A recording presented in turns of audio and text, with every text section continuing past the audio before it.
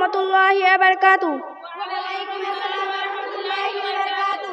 মুর্দার গোসলের নিয়ম। মুর্দাকে গোসল দেওয়ার জন্য পর্যাপ্ত পরিমাণ পানি একটি বড় পাত্রে বড়ই পাতা দ্বারা হালকা গরম করিয়া লইবে।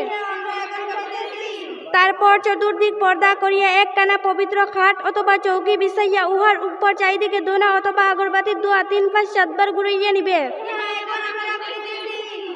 অতঃপর মুর্দাকে উহার উপর শুয়াইয়া তাহার সমস্ত কাপড় খুলিয়া পৃথক একখানা কাপড় দ্বারা সতর ডাকিয়া লইবে। গোসলের শুরুতে নিজের বাম হাতে এক টুকরো কাপড় জড়াইয়া মুর্দার প্রস্রাব পায়খানার স্থান পরিষ্কার করিয়া নিবে। উজু করাইবে।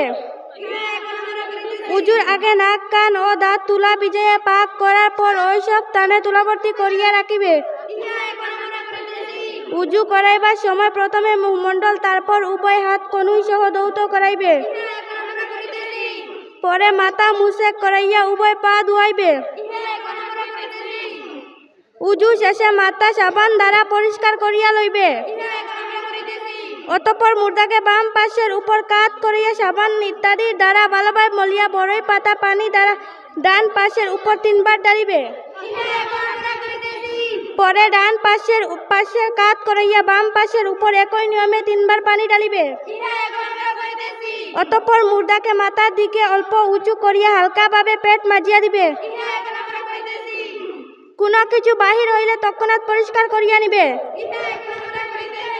পরিশেষে মুর্দাকে বাম পাশে কাত করিয়া সমস্ত শরীর সুগন্ধিযুক্ত পানি দ্বারা 3 বার ধৌত করিবে। অতঃপর পবিত্র শুকনা কাপড় দিয়া সমস্ত শরীর মুছিয়া লইবে। তারপর কাফন পরিধান করাইয়া দিবে। যদি কোনো ব্যক্তি গোসল ওয়াজিব থাকা অবস্থায় মারা যায় তাহলে গোসলের সময় মুখে ও নাকের ভিতর তুলা ভিজিয়ে ভালোভাবে ধৌত করা ওয়াজিব হইবে। কাফন পরিধানের নিয়ম। মহিলা মুর্দা হইলে নিম্নবর্ণিত 5খানা পাক পবিত্র কাপড় 3 অথবা 5 বার ধোনা আগরবাতির ধোঁয়ার দ্বারা খুশবুদার কাফন পরিধান করিতে হয়। প্রথমে বড় চাদর, তারপর সিনাবন, তারপর কুর্তা বিছাইয়া অতঃপর মুর্দাকে শুহাইয়া তাহার উপর কুর্তা উপরের অংশ ডালিয়া অতঃপর চুল 2 ভাগ করিয়া সিনার 2 দিকে সরবন দ্বারা মুর্দার মাথা বেষ্টন করিয়া সরবন্দের 2 দিক সিনার উপর রাখিবে। তারপর কাপড়গুলো একে একে প্রথমে বাম পাশ পরে ডান পাশ তুলিবে। অতঃপর কাফনের 2 দিক মুড়িয়া বাঁধিয়া দিবে।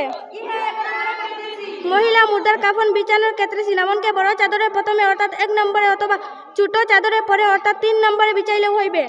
নারে তাকবীর, নারে তাকবীর। আসিঙ্গয় রহমানিয়া সবাহি মক্তব, আসিঙ্গয় রহমানিয়া সবাহি মক্তব।